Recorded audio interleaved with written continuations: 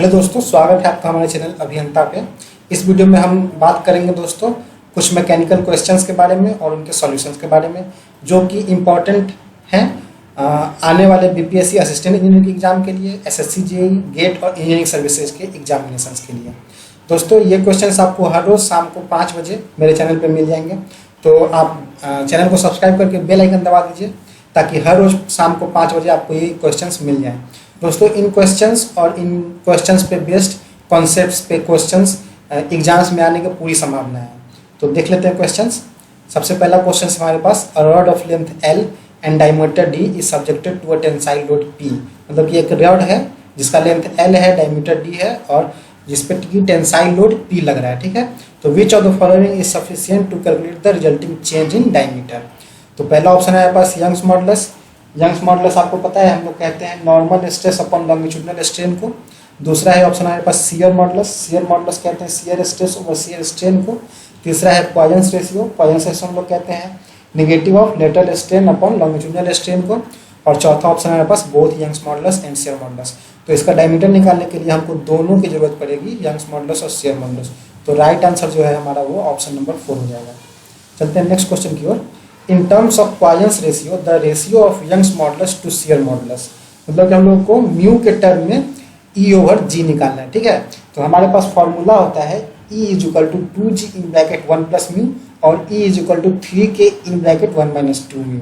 अगर इन दोनों फॉर्मूला को हम लोग इक्वेट करते हैं तो हमारे पास E ओवर G जो है आ जाएगा 2 इन ब्रैकेट 1 प्लस म्यू। तो इसका राइट आंसर हो जाएगा 1। नेक्स्ट क्वेश्चन देख लेते हैं। The number of इन्वर्जन्स for a solid crank mechanism is. तो सॉलिड क्रैंक मैकेनिज्म के लिए हम लोगों के पास नंबर ऑफ इन्वर्जन क्या होता है, 4 होता है। तो राइट आंसर 4 हो जाएगा, इसका ऑप्शन नंबर 3।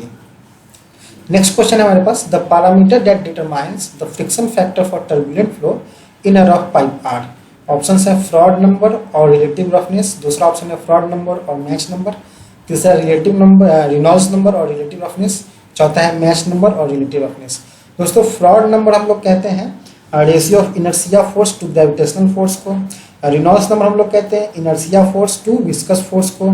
और जो मैच नंबर है उसको वो कहते हैं हम लोग ratio of inertia force to surface tension force. और इस सवाल का सही आंसर होगा Reynolds number and relative roughness. Option number 3 will be the right answer of this question. Moving on to next question, during the phase change of a pure substance. Option है हमारे पास A DG equal to 0 हो जाता है, या फिर DP equal to 0 हो जाता है, DH इक्वल टू 0 होता है, या DU इक्वल टू 0 होता है। तो यहाँ पे फेज चेंज जब होता है प्योर सब्सटेंस का तो DP और DG दोनों ही 0 हो जाते हैं। तो option 1 and 2 will be the right answer. Next question है हमारे पास, an economiser in a steam generator performs the function of. तो जो हमारे पास स्टीम जनरेटर में इकोनोमाइजर होता है उसका क्या फंक्शन होता है, तो जो हमारा फीड वाटर हम देते हैं उसको प्री हीट करने का फंक्शन होता है। तो सेकेंड नंबर ऑप्शन हमारा यहाँ पे सही हो जाएगा। नेक्स्ट क्वेश्चन है हमारे पास, for wire drawing the work material should essentially be a ductile, tough, hard या मेलाइबल। तो वायर ड्राइंग के लिए आपको पता ही होगा कि हमें डक्टाइल मटेरियल की ज़रूरत होती है, और वही अगर थिन प्लेट्स में हमें अपने मेटल को बनाना है तो मेलाइबल मटेरियल की जरूरी होती है, ठीक है। और टफ मटेरियल तो टूट ही आता है तुरंत। और हार्ड हम लोग उसे कहते हैं कि हार्डनेस होता है कि property of a substance to resist any scratch is known as hardness. चलिए दोस्तों नेक्स्ट क्वेश्चन देख लेते हैं। Preheating before welding is done to, मतलब वेल्डिंग करने से पहले हम लोग प्री हीट क्यों करते हैं। ऑप्शन है make the steel softer. Second option है burn away oil, grease etcetera from the plate surfaces.